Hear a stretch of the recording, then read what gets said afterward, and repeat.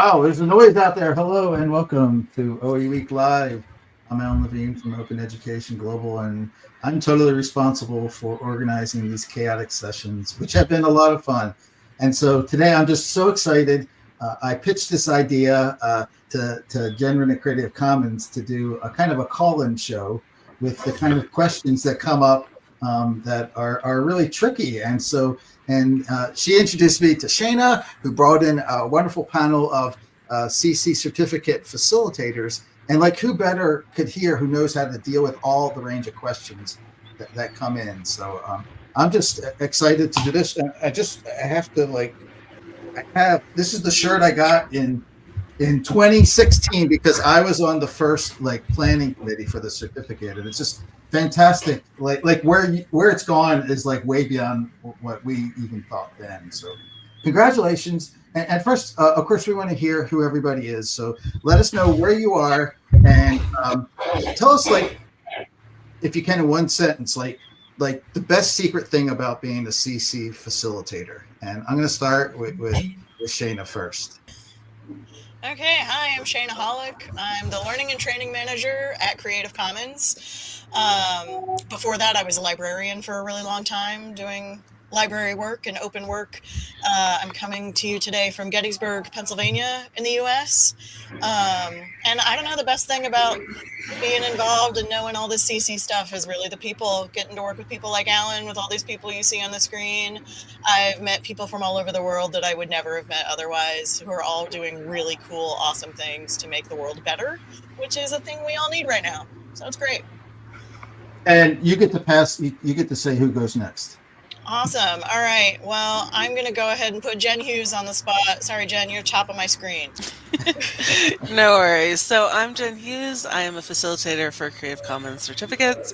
I am coming to you today from Salt Lake City, Utah in the U.S.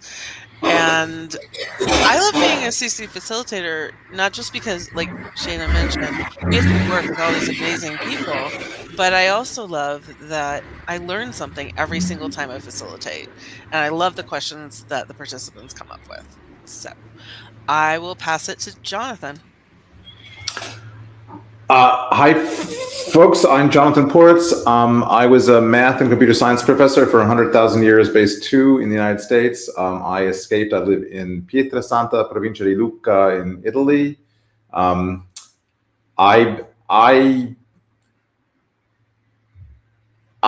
just have to agree with what Shannon and Jen said. I couldn't think of it. I was going to go with the people. They're just amazing people. I mean, there is so much bad news and in the world, but the people I meet through the CERT are all over the planet. I think I've supervised people or been a facilitator for people from every continent except Antarctica. And if someone from McMurdo Station ever signs up for the CERT, please let me be their facilitator. But they're just so amazing. They're trying to make the world, exactly as Shanna said, trying to make the world a better place. And there's so fucking few such people in the world these days. It's really great to get to work with them. Pass to Jennifer. Thank you, Jonathan. Hi, I'm Jennifer Campbell. I am a PhD student in applied linguistics. I absolutely love all things language and linguistics. Formerly, I was a librarian, and then formerly before that, I was a makeup artist. So the thing that I love about Creative Commons and being a course facilitator is the creative and Creative Commons. I have seen so many creative projects, and the creativity of the participants just never ceases to amaze me. I see the coolest projects. So just as a creative person, I absolutely love that aspect of it. And I will pass it over to Suzanne.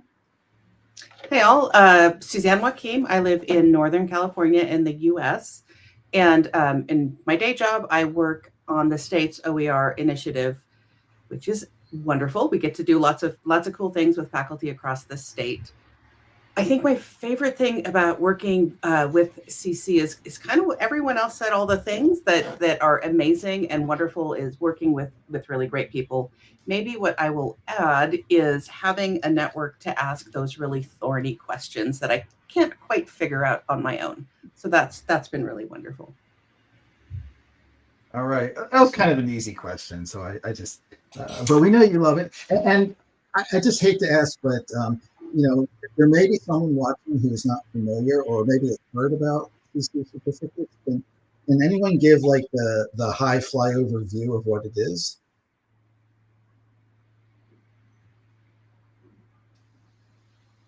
All right, I'll jump in here.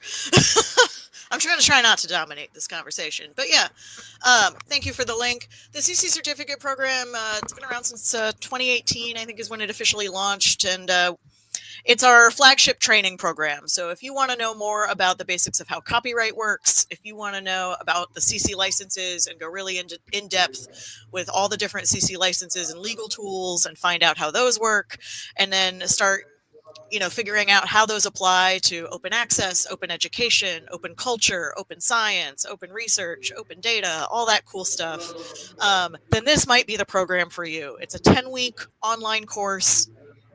It's asynchronous, but has regular deadlines so people can kind of move through the course together.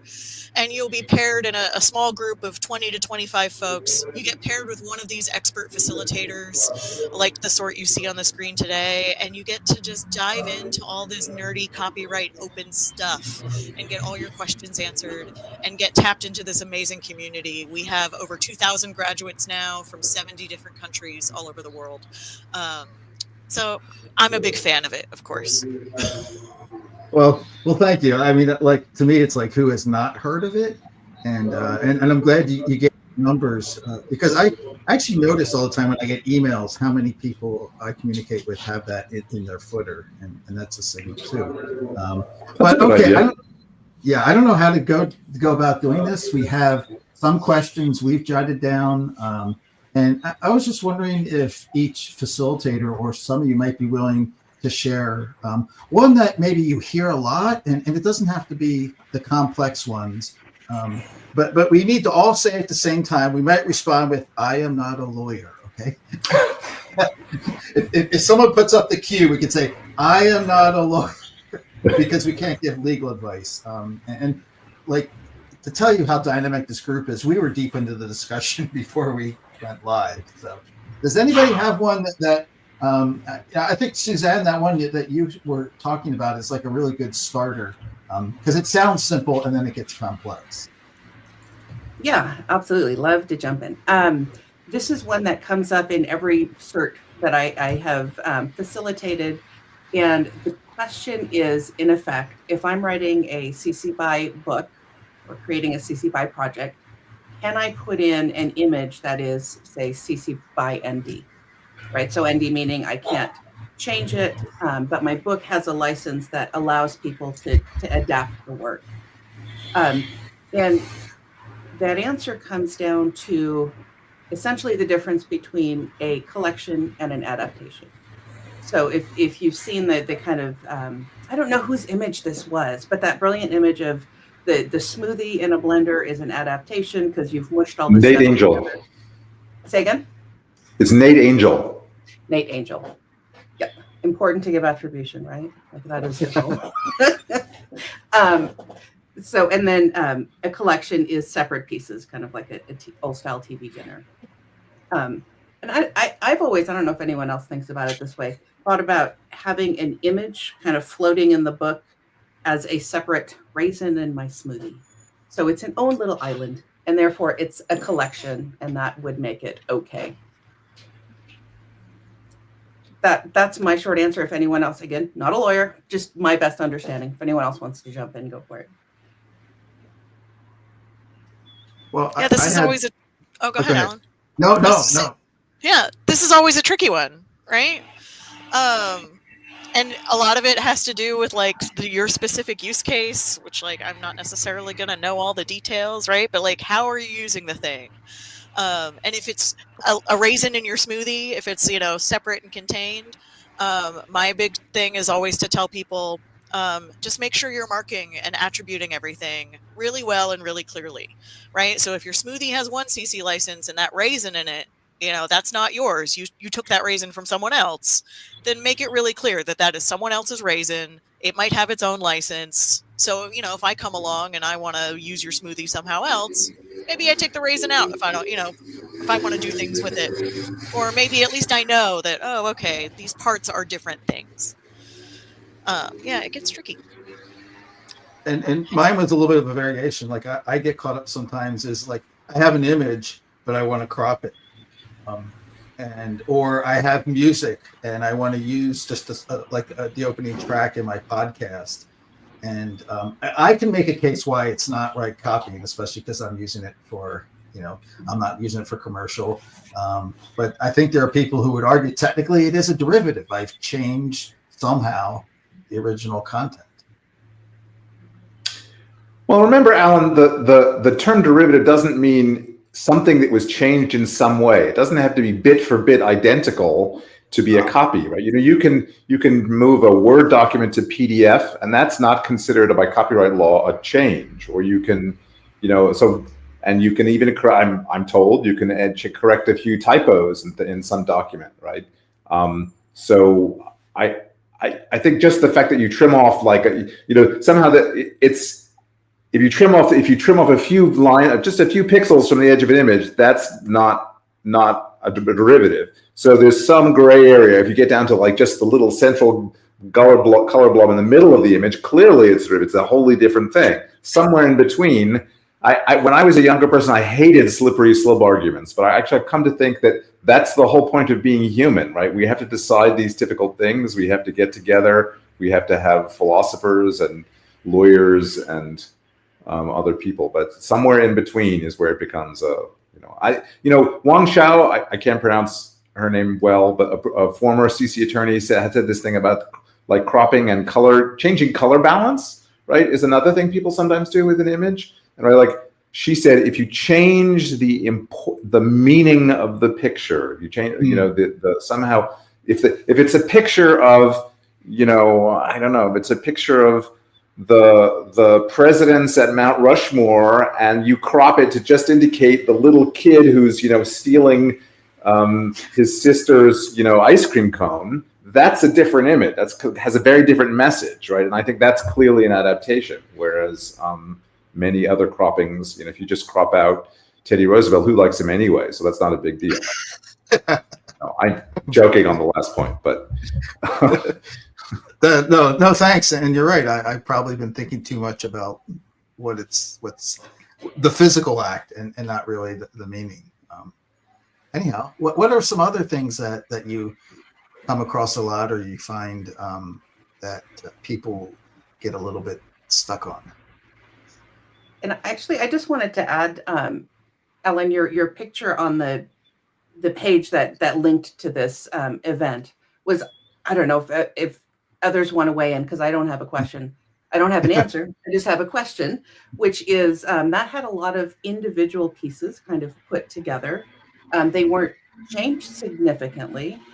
So in one way, it's a little bit more like a collection, but they were put together in such a way as to give a very different message than the original pictures. So while I think this is maybe on that gray area, it feels more like a derivative. Wondering what my fellow folks in here think. Well, I'll say it's a collage and it's on the page, and it's a public domain image, and they have the Creative Commons logo on top, and I cropped it. So I kind of wasn't worried about the no derivative, because I usually tend to avoid the no derivatives, especially if I'm reworking it. It's more about when you get into doing that full attribution, you get some long attribution statements, but and it takes work. That's another thing. But I'm like to be diligent about that. I don't know. Maybe I'm just at the age where I think of everything on a spectrum, and I'm like, everything's a spectrum. CC licenses were designed, there's all rights reserved copyright on one end of the spectrum. There's public domain, no rights reserved anymore. Everybody can do everything on the other end of the spectrum. And then the CC licenses are on this spectrum in between, where some rights are reserved, but some rights are given away. And I see you know, like your question, Suzanne, keeps making me think of like, what's the difference between a collection and like a collage, right? Like I think of like a gallery wall where I've got all my photos, they're all in separate frames, but I've got like 20 of them arranged in some way on my wall. And this feels like a collection, right? Everything is self-contained. It's all in its own frame. Each photo is clearly its own separate thing. But then I think of like when I was a kid making old school collages with magazine cutouts and pasting things on top of other things. And so, you know, as Alan's image on this page, it feels a little more like a collage to me, but it's, where is that line? I don't know.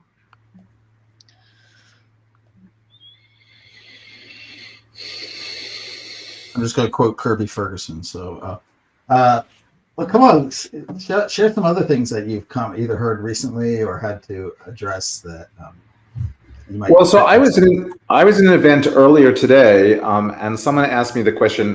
We were talking about licensing of databases, right? So databases are a little bit. We've been talking. You know, people have been mentioning collections, right? So from one point of view, a database is kind of a collection of items, and they're organized. But if the things that are in the database are just numbers, like this was a group of scientists I was talking about, it was like a data set more than a database.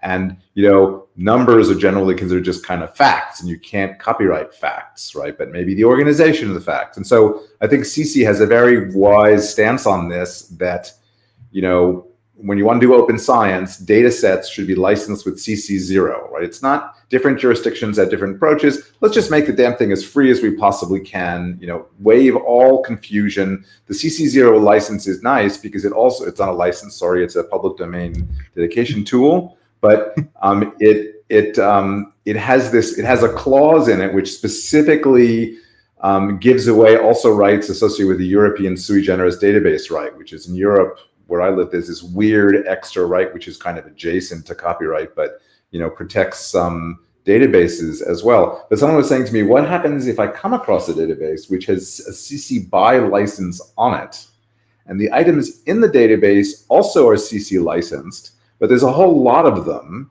If I reuse this database, do I have to have this like 6 megabyte file of attributions for all of the things that I'm using? And, you know, I think that, so the question I often get from people is, you know, if things have been revised several times, an adaptation of an adaptation, do I have to attribute every single person in the chain of custody of this work, or can I just do the most recent one, assuming people will go back and look, you know, click on the link and read the attribution to the previous one, blah, blah, blah. And what do my colleagues here think? I think I've heard people say, you know, in theory, you're supposed to do kind of the whole thing, but, you know, do the best you can, and no one's going to get angry if you don't have a 6 megabyte attributions file. Is that what we all think here?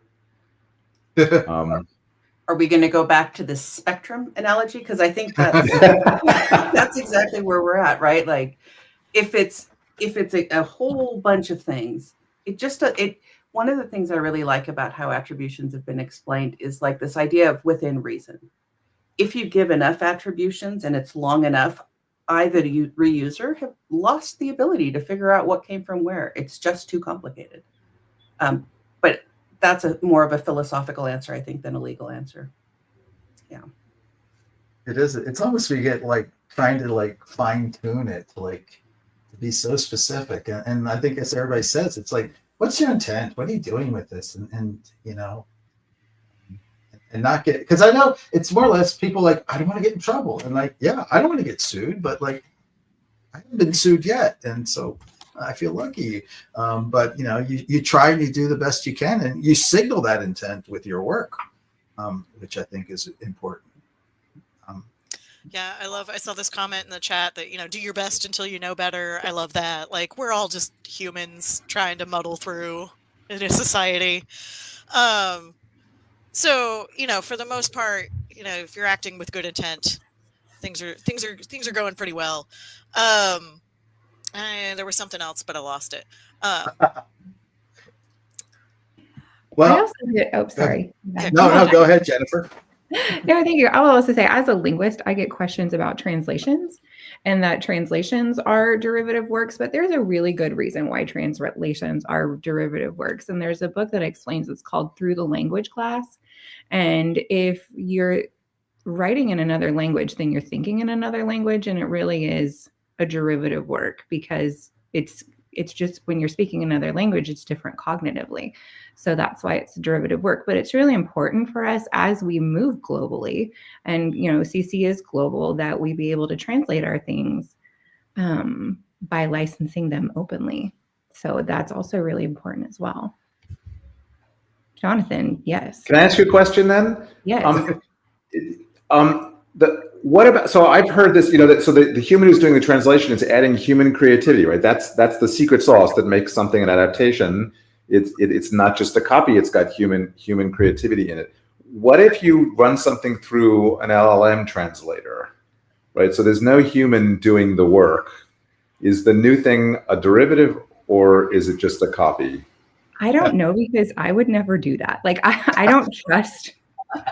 I don't trust the computer, because there's so much pragmatic inference that goes into a translation that I would not trust it to a non-human. That's my opinion. That's only Jennifer's opinion, but I just don't think you can get the subtlety and the nuance in a text to translate it to a whole nother language, to that whole other mindset. I don't think you can do it without a human touch. That's just my opinion. I mean, you can use the translators all you want, but like there was a situation where somebody translated "improve yourself" to "superate" in Spanish, and in slang that means "get over yourself." So like there's slang that you will miss, and I just wouldn't trust it to a non-human to translate, but that's just my opinion. No, I love that, because I also have a background in linguistics and philosophy. So every time, Suzanne mentioned something about within reason, and I'm like, within whose reason? So could debate these things all day. But this is a thing I think about a lot, because I use machine translation all the time. Like, I travel all over the world, and I'm very bad at learning languages. I can tell you how they work, but I'm bad at speaking and understanding them. So if I'm talking with people who don't speak English, I'm usually using Google Translate on my phone and doing like conversation mode. When I'm like booking hotel reservations, I'm going to Colombia in a few months for a wiki conference, and booking hotel reservations, I'm using the built-in tool in my browser to automatically translate that web page into English, so I know what I'm doing. And you can usually tell, right, that the translation is a little weird. There's some things that are a little off, or some things that, they might not quite. And so I think that's a difference between like, am I just using it to kind of get by in a functional sense, or am I trying to translate like literature or something artistic and creative? Yeah, I'm going to trust my McDonald's order to the robot and my textbook to another human. But I can't wait to see what Jonathan says. But like, I know it's not a satisfying answer. You could say that, Jonathan. But working for an international organization, like I pretty much regularly I read emails and I have to get the gist, and I translate my reply, because I'd rather not force them to read my English. But I will always say, "Excuse me, I'm using the translation." And it's an amazing tool, because otherwise I wouldn't be able to help or respond to people. I'm very thankful for it. Jonathan. Oh, I just think that I hate to be the one who always looks for the negative, but I think there are bad actors. Copyright law has been used by like John Deere to prevent people from fixing tractors, because there's software on the microcontrollers, and so you cannot, you violation of the DMCA to do that. And printer companies do the same thing with chips on the ink cartridge. There are bad actors, and I think if someone wanted to I suppose I wanted to like liberate some manual for some product from a big tech company, who I think are often the worst offenders. And I thought, I want to get the world community having this knowledge. So you do an Ian link letter and share some information I had, and I for the, like he did with Turnitin, and for that purpose, I'm going to translate it and use a machine translation. I think people would use. I think people use this more often than I think you're right, Jennifer. Of course it produces garbage. I live in a country where my native language is not the language on the street. I use machine translation 10 times a day. I never, ever once, no matter how short the message is, just use what the translation programs tell me. And if I'm talking to the guy handing me oranges in the store, I change a little bit. Nevertheless, I think people do it. And I think it behoove us to have an answer to this question. Okay, I'm going to throw my ringleader. We've gone into some fascinating discussion, but we've wandered from CC, which is fine. I'm happy to do that. But a while ago, you kind of introduced the devil at the door, and I'm wondering about how you are teaching and dealing with, and also responding to the questions about generative AI, text, images, and everything else, because that to me is like unanswerable. But you have to give advice. So what's the frame of thought in the certificate program, and how are you? What are you seeing in terms of the questions, and how are you fielding them? I mean, I can start, and then hoping others jump in. I mean, it's not a topic we address in depth in the certificate program yet, and because a lot of these questions are sort of unanswerable right now. Like a lot of legal questions, we're kind of waiting for there to be some sort of law that actually gets passed and enacted, or we're waiting for there's several lawsuits working their way through the courts right now that haven't been decided yet. And as each one of those gets decided, it gives us maybe a little bit more certainty. But that takes a really long time. So it's hard to know what to do in this space. And there's also, there's like sort of the legal copyright questions around AI. But to me, that's a very, very small part of what people are actually worried about when they're using AI or interacting with large language models and these sorts of tools. There's just all these other issues about, remuneration and compensating artists and compensating people for their labor, environmental issues, just, systems that are, doing real harm, really big players kind of crowding out small independent creators in this space. And these are all things that I am not an expert about and can't really speak to, unfortunately. When it comes to CC, I like to think this question of bad actors is one we talk about all the time. And there's always a risk when you live in a society that people are going to do bad things. And I don't think we can depend on the law completely to prevent people from doing bad things, right? Like burglary is illegal, but people will still rob me. People will still steal things from me. People will do illegal things, whether you make them illegal or not. Copyright infringement is illegal, and yet people still do it. And they don't always suffer consequences for those actions because our legal system is imperfect. Because as humans, this is what we have. So I, maybe I'm too optimistic or too Pollyanna-ish about it sometimes, but I just like to do things in the spirit of, before the show we were talking about, one of my guiding principles is just don't be a jerk, right? Like I tend not to use AI because I'm really concerned about a lot of those other factors. I'm really concerned about the environmental issues. I'm really concerned about sort of the social impact. But I don't know. It's a calculus that everybody has to make for themselves. I also want to leave space for other people to talk, so I'm going to leave it there. Well, one thing I have had come up periodically when I've been facilitating about AI is it gets back to sort of like the gist of CC licenses and the concept of attribution. And just, if you're going to use AI, acknowledge that you're using AI.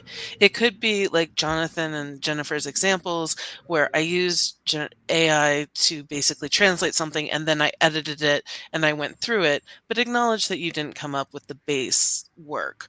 We've also had some participants who have put a lot of information into the AI that they curated and then had the AI help them because maybe English isn't their native language or something like that. So that's sort of, I always go back to don't be a jerk, be a good actor, and just give acknowledgement to what it is that you're using to create your work.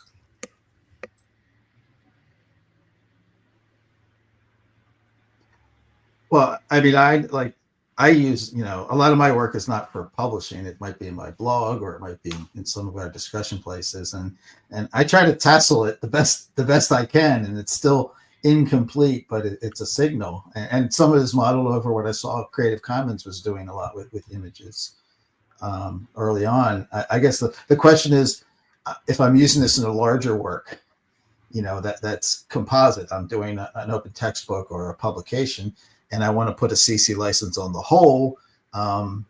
Is it like my license is the usual, like unless otherwise indicated?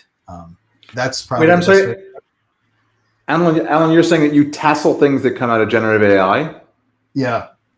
Oh, okay. Well, I try to do the best I can. Like, it doesn't have a title, so I might say Right. image. And if I can get a link to it, because some of them now actually can get you a link, and the attribution, I will say, generated by, Bing generator. But the license, I put a question mark. And then I usually, if I can, I'll put the prompt that I use. And legally it could get squishy, but like, that's my best effort. I think that's great. And there are, I think they might still be in development, or there's definitely people out there who know more than me, but there are some models, they tend to be kind of like smaller, independently created models that will give attribution for their data sets. They will tell you, I know there are some RAG models that can tell, we used this specific subset of the data set. And there are it's not just RAG models, there are some other models that are using data that is more ethically sourced. They're using data that was shared openly. They're using and they're generating these things in a way where they can specifically provide attribution for the sources that they were using in their model, in their data set. And I think that might be a step in the right direction. I don't know. This is just me personally speaking. And I think in general, like, one of the things that worries me is like things that worried me before AI were like really large monopolistic entities just kind of dominating the world. So I always, I've been a big fan of supporting independent creators and small things. And I think we can do this with AI. The more we use these kinds of smaller, more independent systems that are trying to do things better, they're trying to actively be less of a jerk, the more we can maybe move the field in that direction. Again, I know that's too optimistic. Like, in my dark days, I know that realistically, the big tech companies of the world are taking over, but maybe we can resist in this small way. I love that. Absolutely, Shanna. I love the small resistance. And I want to tell you a really cool initiative that uses CC licenses. It's called Team Birth, and we have it in one of our major hospitals in Tulsa. That is where the doctor and the nurse and the mother are all involved in the decision-making during the birthing process. And the materials, doctor, nurse, mother, and everybody kind of does this decision tree together. Those materials are licensed CC BY so that they can be modified from hospital to hospital. And that is to combat women of color dying twice as much in the birthing process as white women. And that is a statistic that you can look up anywhere. So it's just these little small acts of resistance using Creative Commons, and it's a small thing. It's like it should be able to change from hospital to hospital, from labor and delivery department to labor and delivery department based on what they need. And if it was all rights reserved, we could not do that. So just like these little small acts of resistance, I absolutely love it. Can I just jump off of that with an example? I know there was a question we got in advance through a web form that Alan put out that was about people who use ham radio clubs. And they're, the person notes that they're really happy to share documents and tutorials when they ask, but they don't typically use CC licensing. And why should they, right? Like, what are the benefits for the creator to use a CC license? And this to me is a great example, right? Like, under our current copyright law, if there's a document that the hospital puts together that's useful like that, if I want to go use that in my own hospital, I have to go find the person who created it. I have to go contact that hospital, go through their phone tree, or figure out who to email and get specific permission. And that takes a lot of time and is such a high barrier that a lot of people don't bother doing it, right? Like, I'm not going to sit on hold for an hour while I try to figure out who actually knows to give permission to use this document. But if I put a CC license on it, this is the beauty of the CC licenses, right? Is that automatically tells everybody, here's your permission. You don't have to find me. You don't have to hunt me down or know my email address or even know who I am. You just have to give me credit, or you just have to use it non-commercially, or you just have to follow these conditions I set out. And you can just go and take it and have at it. And you don't have to wait to be asked. You can just give this gift to the world. I don't know. I love that. And it's those small things that, the small resistances and using very clear sharing goals that's causing, the open science movement. That's going to, if I'm not overstating it, help us deal with climate change, right? Like it's only when we work hopefully, it's only when we work together globally that these things are possible. And I think the licenses are just a good way to indicate intention. Yes, I want to share this. If I could ask Jennifer, I couldn't find the link very quickly. If you can put it in the chat or doc, because I spend a lot of time looking for things in the obscure places of the web, and I come across like little collections all the time, like people who have like photos of old typewriters and sound collections. And people put those licenses on them. And sometimes we get focused on the big mega collections. And there's so much of that small individual effort that's enabled by Creative Commons. It's a great thing. Can I play off of what Alan mentioned just in passing, that he uses Tassel on AI generated materials? I was thinking, it's not really a question, but a conversation I often have in sections of the CERT is like, are there other circumstances? Sort of, how do you just talk about other works you use in a work that you are creating, like the Gen AI case, or fair use or public domain? And there's a kind of thing I always say to people. I don't think it's official CC policy, but I'm always saying, everything that's not yours that you use inside a work that you are creating, look, put Tassel information on it, because maybe you're using it by fair use, but maybe it doesn't fall under fair use someone wants to reuse it in a country that doesn't have fair use, and because of territoriality, they cannot use fair. Or maybe it's in public domain in your country, but it's not in public domain in their country because the duration of copyrights is different from place to place. So I think your instinct, Alan, I think is a great one, and it's like what Suzanne was saying, thinking globally, right? That's the cool thing about CC licenses; they're so global, and I think we can do the same thing with any other creators' works we include in our work.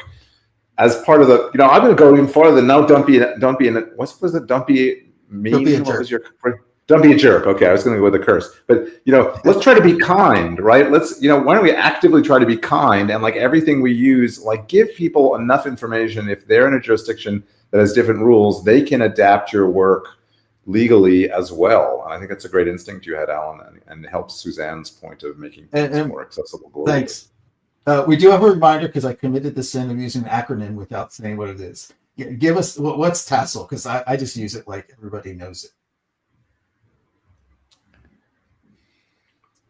Sure. So Tassel is just an acronym that we use with Creative Commons to remind you what you should include in your attribution. So T is for title of the work. A is for author of the work. S is for the source of the work, where you got it from, the hyperlink, and then the license that is actually used for that work. But you can also use it for things that aren't licensed, like public domain works. You can use the same sort of model and make sure, like Jonathan was saying, that you're marking that within your overall work. Sometimes you end up with TAS, or you have ASL, or but you do the best you can. Which leads me, if I can, there was a question that Jonathan and I dealt with from Delmar Larson at LibreText. And so they're ingesting these large OER works, and they're being really diligent about checking all the attributions. And there's a lot of people who are using, I go back to images a lot, but it's like images from Unsplash, Pexels, and Pixabay, which originally were CC0 at some point, but now they have their own license.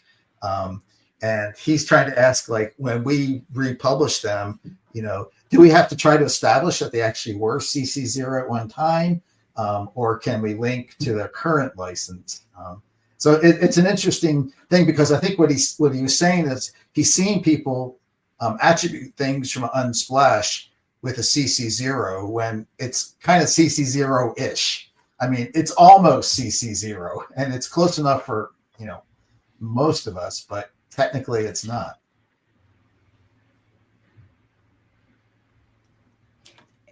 This might be another case of like, use the intent, right? So even if there was before a CC0 version of it, and even if I personally think they should have stuck with CC0 instead of becoming all squirrely in their license, it feels like the better option is to link to their license page, right? So rather than you use Tassel, but rather than the CC license for the L, link to their license page seems the cleanest. Yeah. And kind of a related thing, and then I'll let other people jump in, that comes up a lot is, what if I use something like Canva or Microsoft PowerPoint and I'm pulling in their stock images? How do I attribute that? And I don't have a great answer. And I think if y'all jump in if you disagree, just saying that this was, stock images from Canva or something like that, and linking to their license page if such a thing should exist.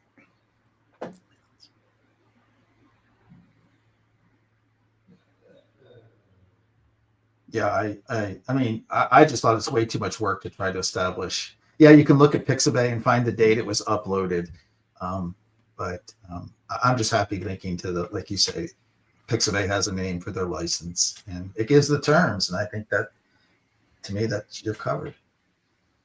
Yeah, honestly, I mean, I'm kind of lazy, right? So like Unsplash has its own license that does its own thing, and like Pixabay has its own license now.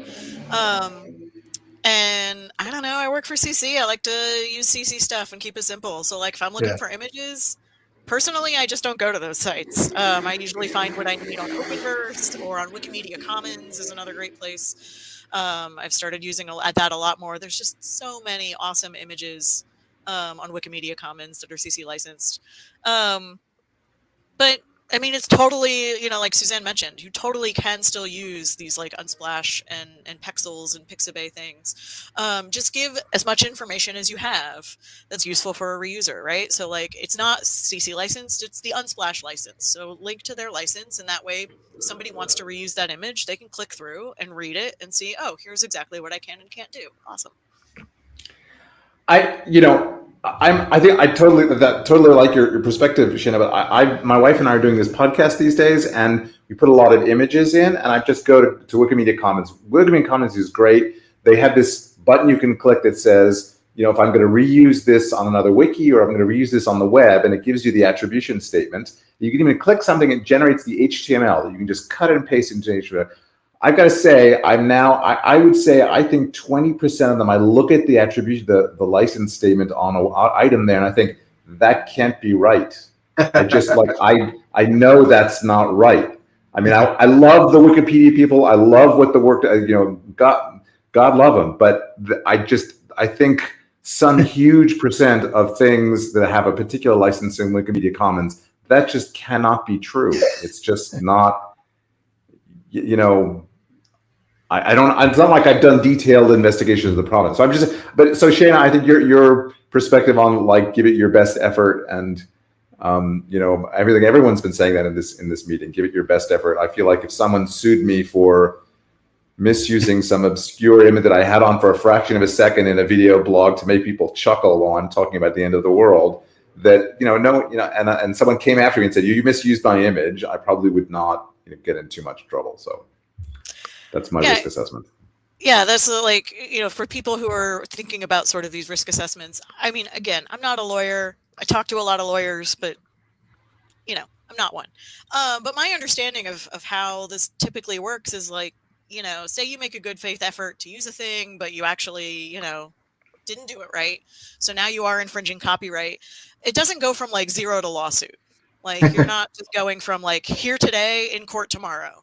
It starts with a letter or an email, which might be kind of a mean email. It might make you feel some kind of way, but you get a little notice that says, hey, you were a jerk and you did this thing. You shouldn't have done it and you were wrong.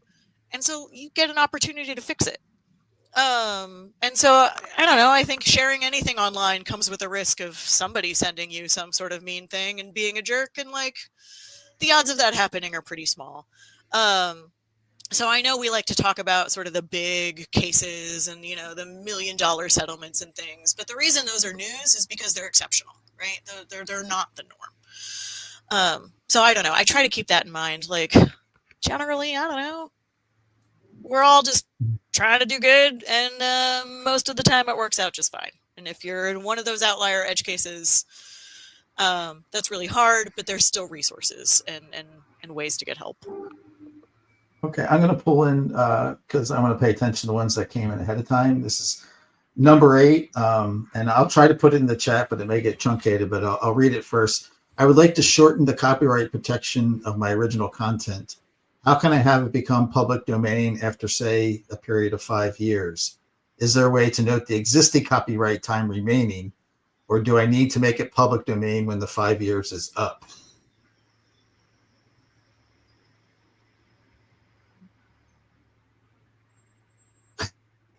And it's interesting. This is the one that actually recently came up last week in one of the search questions. Yeah. So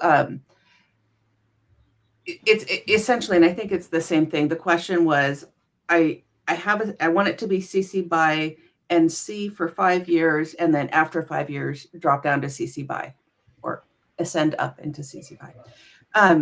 Can I just write that that's my license, CC by NC, until 2038? And it felt complicated, Yeah. right? So it seemed like the easier way is just remember in 2038 to create a copy with the new license or with the public domain. That was my initial thought on it. Yeah, this is a stumper, right? This is truly a tricky question, so I love it. But the thing about Suzanne's example, right, is to remember that CC licenses are not revocable. I mean, this is a thing we talk about all the time in the course. So if I release something, you know, CC by NC, and then 5 years later I decide I want to re-release it under CC by, that original license doesn't go away. You know, if somebody finds that original CC by NC copy and they don't know about the newer version, they're not going to know that they can do more things now. So there's like some risk there too, right? Like, again, we're on this spectrum of like, well, I don't know. It certainly doesn't mean you should never do it. Like, there's lots of good reasons why people might want to release dual versions of a thing under different licensing conditions. The CC licenses are also non-exclusive. So you can CC license a thing and then also enter into some other license agreement somewhere else. It just, you know, the more layers you add, the more complicated things get. So you want to kind of do that calculus, right? Like, is it worth it to be complicated? Like, do I really need to be complicated to meet my goals? If yes, then okay, go for it. Document as best you can. If you don't have to be complicated, then maybe try not to be. But I don't know. I'm curious to see what others think about this one. I would agree with you because CC licenses, you know, they tell the downstream user what you can and can't do. And it depends on what the downstream user stumbles upon. So I would put as much information for my future users as I could. Yes, does it behoove you to be that complicated? It's kind of that thing, though, where people have this idea that a CC license is some kind of protection, when really it's like an indication, and it's what you wish to be done with your work in the world. And I think we get wrapped up in trying to think it's going to protect our works from something. I always find that problematic. Yeah, I always find that interesting too, because the whole point of the CC licenses is to give more permission. There is no license that gives less permission. You know, like, there's no license that will restrict things more than copyright does. And this is like a founding principle of CC, is that, like, we believe in exceptions and limitations to copyright. We don't want to make copyright any stronger than it already is. It already happens for a really long time, and it already applies automatically to a whole bunch of things.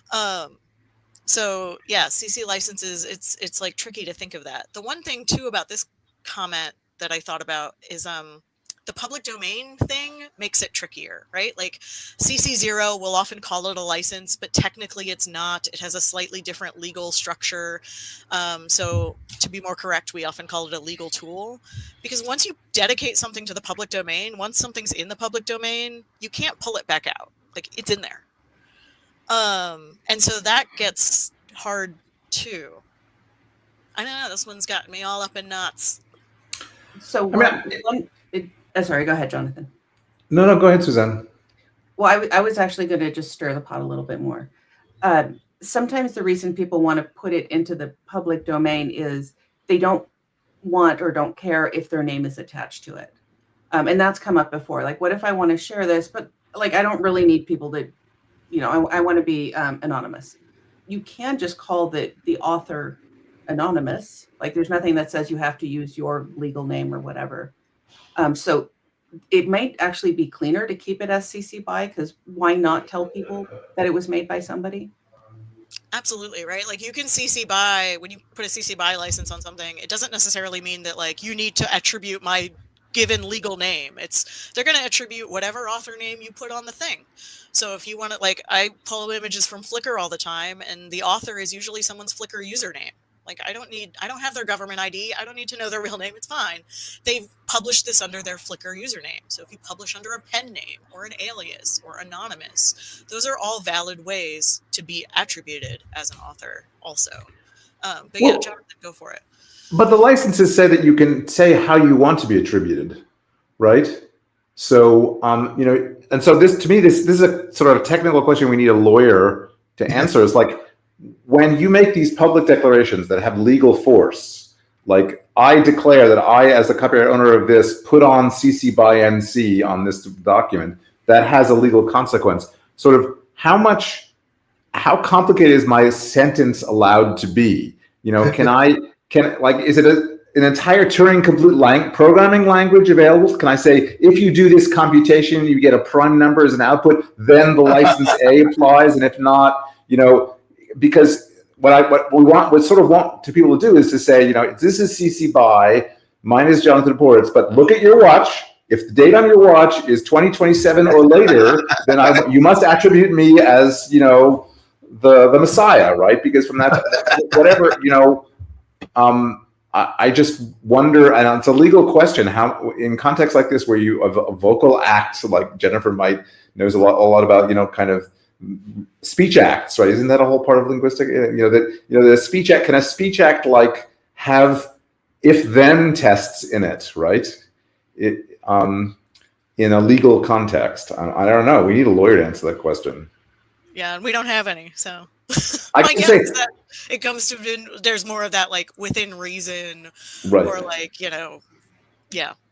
Right. I do a thing somewhat similar to that, because, for example, I loathe YouTube's attitude toward Creative Commons licensing. They sort of supported it kind of weakly for a while. They support it even less now. But it turns out if you follow the links deeply down the rabbit hole on the YouTube help pages, they don't ever tell you what version of the license they're using. But the final link that you click through, it goes to the version 3 of the licenses, not to the version 4 of the licenses. So I don't like that. So in every video I ever upload to YouTube, I have a little sentence that says, this is marked with the YouTube Creative Commons thing because I want the metadata for searches in YouTube. But I, as the copyright holder, renounce the 3.0 version of the license on this license, and I am licensing this with CC BY NC or by SA 4.0. And I have no idea if that would end up in court. I think I showed this once to one of the CC lawyers, and they said, well, that sounds like fun, but good luck. I was going to say, I work at CC, and I do the exact same thing when I upload my videos. I have a video bumper that's CC BY 4.0, and in the description, I'm like, this is CC BY 4.0, but I mark the CC license because I want the metadata. I want to show up in the search. If anyone from YouTube wants to work with us to update the platform, like, we're totally open to it, I'm sure. And we do, we will occasionally work with platforms. We just worked with the Wikimedia community to update their default license from 3.0 to version 4.0. So, hey, we're open to it. But yeah, in the meantime, it's like, you do the best you can. And so I just mark it in all the places where I think people will notice and hope for the best. The more of that imperfect world we live in. Isn't Flickr still 2.0? Yeah, I think it is. Yeah, I think it is. All right. This has been a lot of fun. like give your last pitch why people should get certified or maybe even become a facilitator. Like you can already see like how much fun they have. Can I just, since everyone's going to say this, and I just want to be, it's such a great community. Like you meet amazing people, and you know they live in different worlds and have such great insights, and talk about the benefits of diversity, diverse viewpoints and diverse world experiences. There's so much of value. I love this community. I have some of my enduring, ongoing friendships, or a large percentage of them are due to people I've met through the CERT. It's just a great community of people. It's absolutely really wonderful. So, like Kathy. And maybe just to add, 100%, the community is really awesome, and the ability to think through copyright and how do things work is kind of fun, especially for those of us. Like I'm from biology. I've never really thought about copyright before this. It's fascinating. And it's actually, I think, really fun to think that through in such a wonderful community, as you mentioned. I'll also say when I was taking the course that I was able to build a whole website for myself with just my assignments. I was able to create in a structured way artifacts that showed off my design skill set, showed off my content knowledge skill set. And I was able to present this in a really attractive way on my website just through the course, in that you can build great artifacts for yourself and do this course at the same time. So you will leave, if you do the course the right way. And I mean, there's not a right way or a wrong way to do the course, but if you go into it with that mindset of, let me create artifacts that really represent myself, my skill set, my knowledge, and my creativity, and then I'm going to license some Creative Commons and they're going to get reused, and my name's going to get out there. Yes, it's a 10 out of 10 for me. So don't hesitate, I would say. And I would just add, my experience has been everything everyone has said. And also, it's a really supportive kind of experience. Like the groups and the people that you work with, it's a very open and kind and supportive environment, which I found really nice. Yeah, I mean, basically you get to sit and have conversations like this. Who doesn't want to do that? I'll also say this kind of warmed my heart in a really weird and unexpected way. I manage the certificate. I do all the back end administrative work. And so I see when people register for the course, and we added a question this year to find out how people find out about the course. Did you see I post to a lot of listservs? Is that actually helping? I don't know.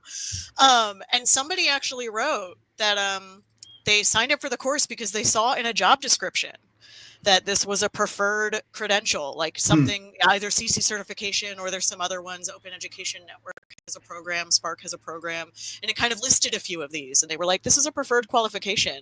And I just think back to, 2018 when I took the course, and then 2019 when I started teaching it. And I don't think I ever could have imagined that somewhere in the world, somebody was going to be like, wow, this is like actually going to get me a job. So that's pretty cool.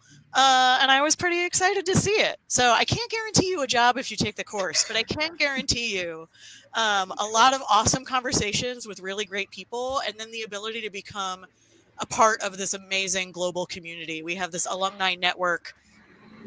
So after you graduate from the course, you get invited to a listserv, and we're trying to do some really cool things there too with our alumni community, getting people together. Maybe you've got a research project and you need a collaborator. All right, we'll try to find you somebody who's like also got the same kind of level of knowledge. You've been through the course together. Maybe, hosting some online events and stuff in the future. So it's really great. All right. I want to thank everybody so much for joining the Unstructured Show here, especially Shanna. Great to meet you. Jonathan, always. Both Jennifers and Suzanne. This has just been fantastic. And just thanks so much for sharing your enthusiasm and this wonderful thing that you do in the world. Thank you, Alan. And we'll go out with some video, and then the live stream will stop. Bye. We'll see you for the